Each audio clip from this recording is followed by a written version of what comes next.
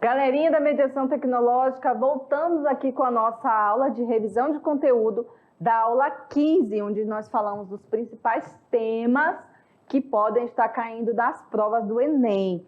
Então, gente, vamos aqui partir para a nossa revisão do que nós falamos e também as dicas que nós demos para vocês nessa aula de hoje. Vamos lá?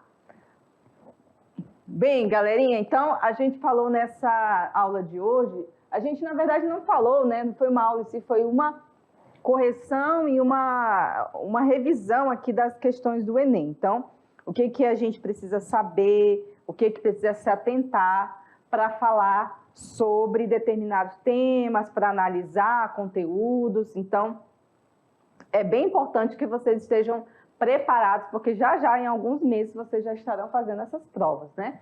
Então, gente, o Super Enem é uma aula para dar dicas para vocês, tá? Para mostrar para vocês que os assuntos estão conectados, tá? Que vocês precisam estar atentos às questões que podem ter mais de uma interpretação ou que podem trazer, como a gente está numa questão aí de interdisciplinaridade, uma mesma questão pode conter assuntos de história, sociologia, filosofia, geografia, né? Às vezes até dá para traçar em paralelos com outras disciplinas que são diferentes, até matemática. Vai trazer uma estatística que você tem que analisar, então você tem que ter um pouco do conhecimento de matemática. Então, gente, é isso que a gente quer trazer para vocês, que vocês possam intervir, que vocês possam verificar nessa prova de vocês o que é necessário que vocês saibam, tá? Que vocês estudem. Então, não adianta só estudar matemática, física, química, biologia, não, tá? Tem que estudar história, geografia, sociologia, como um todo, para que vocês possam estar bem preparados, né? Bom, e aí a gente tem aqui uma questão, né? Quando você for estudar um determinado tema, você precisa se aprofundar nele. Então, procura sempre trazer mais de um olhar sobre o mesmo aspecto. Por exemplo, o período Vargas. O período Vargas você vai estudar lá o que aconteceu na política e tudo, os anos, foi no ano tal, né, não sei o que, no Brasil. Mas você também pode se atentar para os direitos sociais que têm a ver com a sociologia. Então, você vai trabalhar as questões históricas, tá? E sociológicas, no mesmo tema. Então, você está ali, por exemplo, caísse alguma pergunta lá no Enem do período Vargas, você tem que estar atento a isso. Porque também teve um período de construção dos direitos sociais na era Vargas. O que foi que aconteceu? Aí você precisa estar atento a isso, tá? Você pode também estudar a segregação socioespacial nas cidades, né? Assim como a exclusão social e a desigualdade, tudo no mesmo tema, né? Você está lá falando de Vargas, mas o que foi que aconteceu na era Vargas? Aí você tem que fazer várias conexões. A ideia é aprender a fazer conexões. E aí vocês vão ver que fica muito mais fácil você compreender um conteúdo, porque você está ali estudando período colonial. Aí o período colonial tem essas e essas situações, aí você faz as conexões com vários temas da sociologia, história, geografia, você vai ver que fica mais fácil quando você lembrar ali daquele período colonial, aí você já vai ter várias informações a respeito, tá bom? Muito bem, então tá aí, gente. Vamos para as atividades de sala. Tem mais algumas perguntinhas para vocês responderem aí, tá? E a gente volta para fazer mais comentários e no final a gente vai falar um pouquinho sobre a atividade extra classe, que já está rolando aí. Algumas escolas já estão nos mandando. A gente está recebendo, tá, gente? Estou recebendo, tá? Eu estou visualizando aí. Mas a gente vem no final para dar umas diquinhas para ficar melhor ainda o trabalho de vocês, tá bom? Então, já a gente volta para essa correção.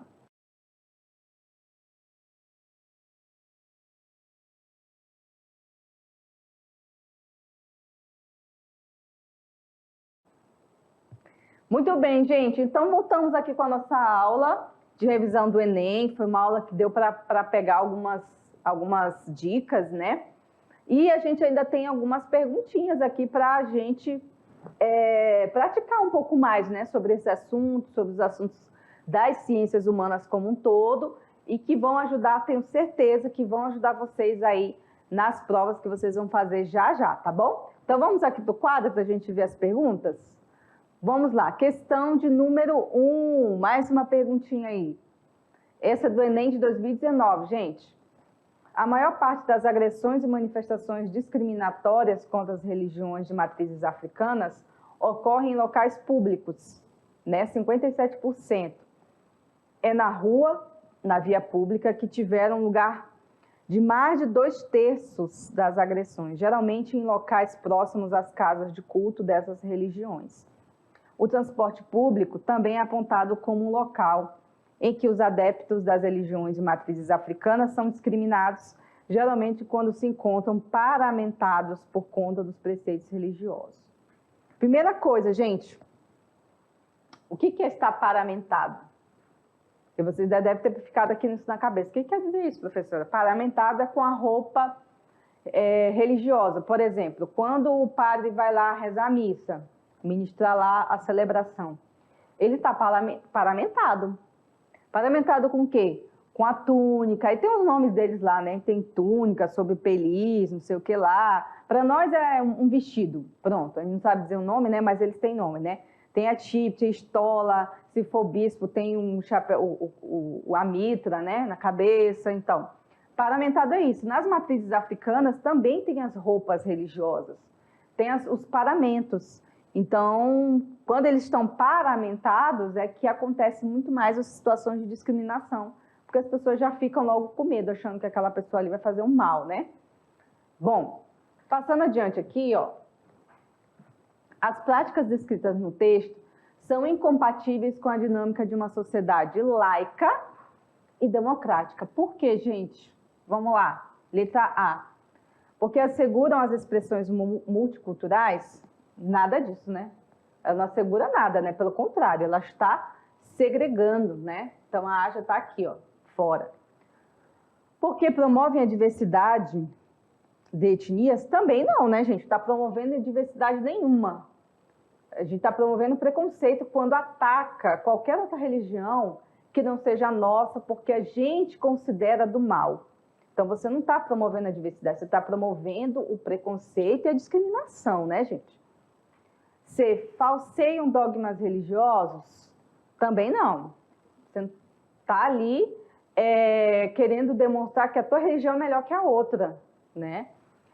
D, estimulam rituais sincréticos? Também não, porque os rituais sincréticos, eles unem as religiões, eles unem ali os vários credos, né? Sincretismo é exatamente isso, é você, né? Lá o católico, o evangélico e o espírita junto num culto. Nossa, não dá nem para imaginar, né? Mas acontece, tá, pessoal? E isso é o sincretismo que a gente chama, o sincretismo religioso, tá? Restringem a liberdade do credo? Sim. Resposta certa é a E. Restringe, né? Quando você não quer que aquela pessoa use o paramento dela, faça a reza dela, acenda a vela dela, sei lá, faça o culto deles lá, você está restringindo a liberdade dele. Não importa se você é espírita, católico, apostólico, romano, evangélico, qualquer que seja o teu credo, você precisa respeitar o do outro. Ah, mas eu acho errado. Tá bom, guarda para você, querido. Ah, mas é do diabo. Guarda para tua casa, para tua família, lá o pessoal que tu gosta, entendeu? Não fica falando isso na rua não, que isso é feio, tá? Isso, é dica mesmo, dica de pessoal, galera. Ah, mas o diabo vai para o inferno. Vai. Então, tu tá salvo? A tua fé te salvou? Que bom. Deixa do outro para lá, né? Deixa ele, se ele não quer. Se você acha que ele vai para o inferno, né? Ah, mas eu não concordo. Beleza. Guarda para você. Sempre. Qualquer coisa. Ah, mas eu não gosto de que anda de branco. O problema é seu. Anda de vermelho, anda de rosa, de azul. Entendeu? Deixa as pessoas viverem a vida dela, certo? Esse é o legal. É você promover. Tem a tua fé? Faz na tua casa, na tua igreja, na tua comunidade. E se o outro quiser fazer a dele, faça lá na casa dele, na comunidade dele, na igreja dele. Ok? Muito bem. Questão de número 2. Vamos lá. Textão, hein, galera? Se prepara. Essa é do Enem 2016. Quanto mais complicada se tornou a produção industrial, mais numerosos passaram a ser os elementos da indústria que exigiam garantia de fornecimento. 3 deles eram a importância fundamental: o trabalho, a terra e o dinheiro. Numa sociedade comercial, esse fornecimento só poderá ser organizado de uma forma, tornando-os disponíveis à compra. Agora, eles tinham que ser organizados para a venda no mercado. Isso estava de acordo com a exigência de um sistema de mercado. Sabemos que em um sistema como esse, os lucros só podem ser assegurados se se garante a autorregulação por meio de mercados competitivos e interdependentes.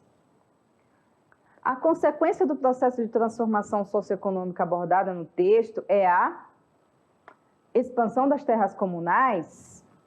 Vou colocar logo que não, vou tirar logo que eu acho que não é, tá, gente? É a limitação do mercado como especulação? Não, pelo contrário, né? Vai expandir o mercado.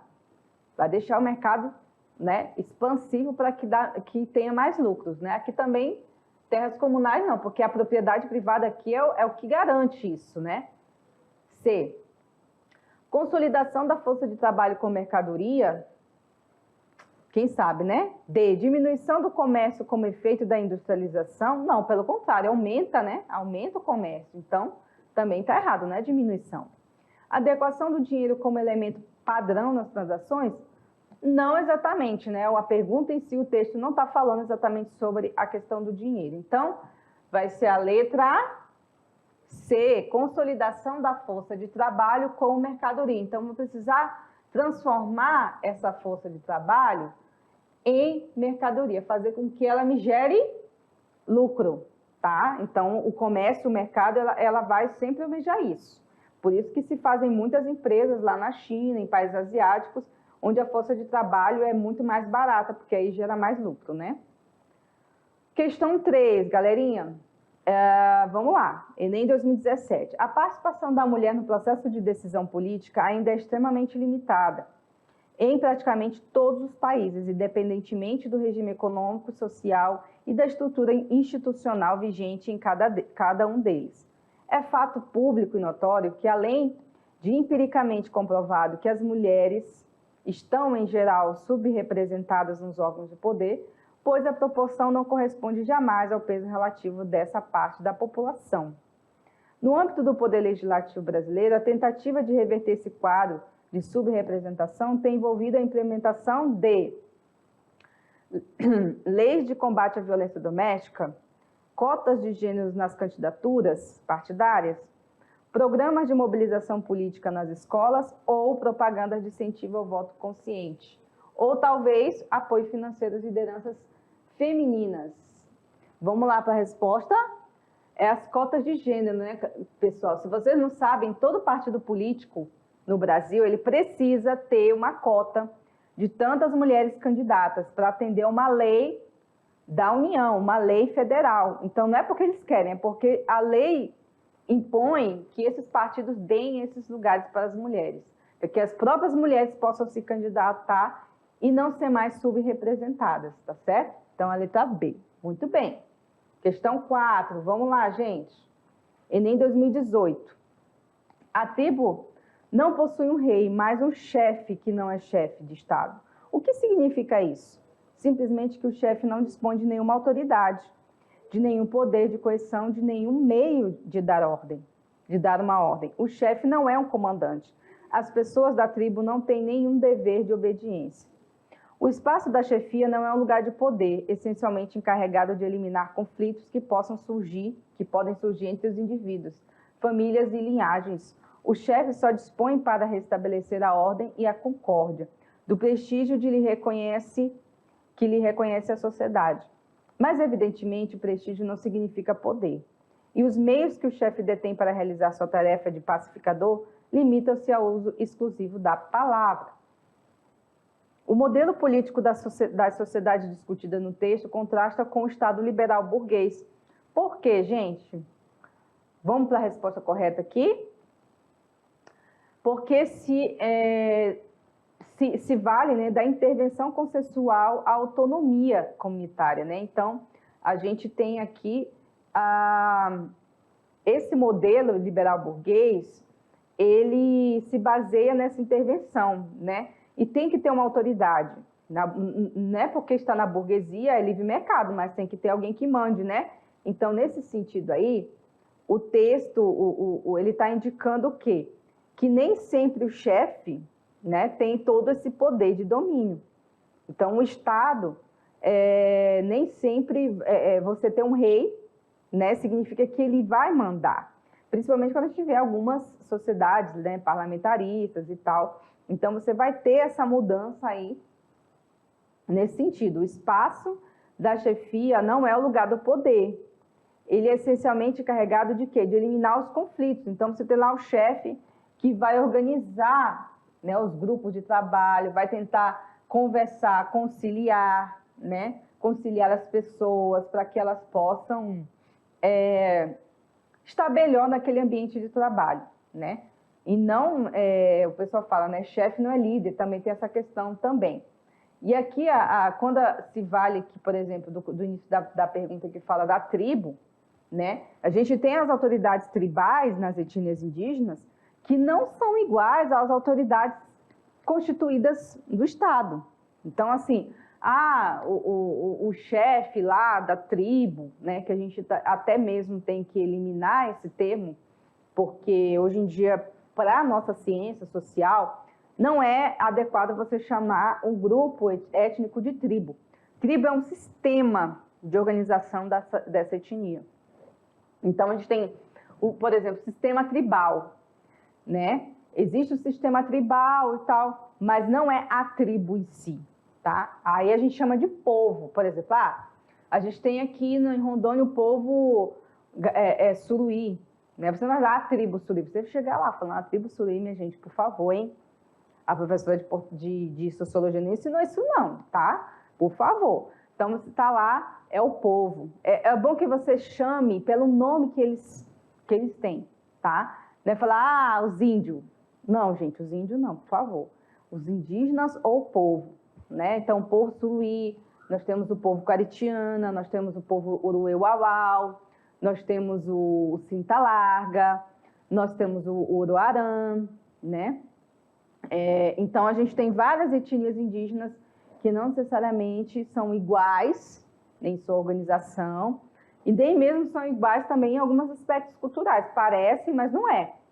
Então, assim, quando você tem a oportunidade de conhecer uma etnia indígena, você vê que tem, sim, as pinturas do corpo, as autoridades constituídas, os rituais, as músicas, os adereços, né? Toda a questão da arte, do artesanato, é diferente para cada etnia. Então, não vão colocar todo mundo no mesmo balaio, né, galera? Por favor. Isso aí eu já ensinei aqui na aula para vocês, né, gente? Não vão cometer esse erro, tá? Bom, então é isso, gente. Terminamos aqui a nossa correção da atividade, né? Espero que vocês tenham gostado aí para poder dar uma dinamizada nessa questão aí do Enem, para vocês conseguirem compreender algumas questões aí. E a gente continua essa aula, não essa aula, mas a gente ainda tem aula 16, depois aula de revisão e aula de prova. Então, a gente só tem mais uma aula para acabar a disciplina, tá, pessoal? Aguardo vocês lá, então, bons estudos e até mais!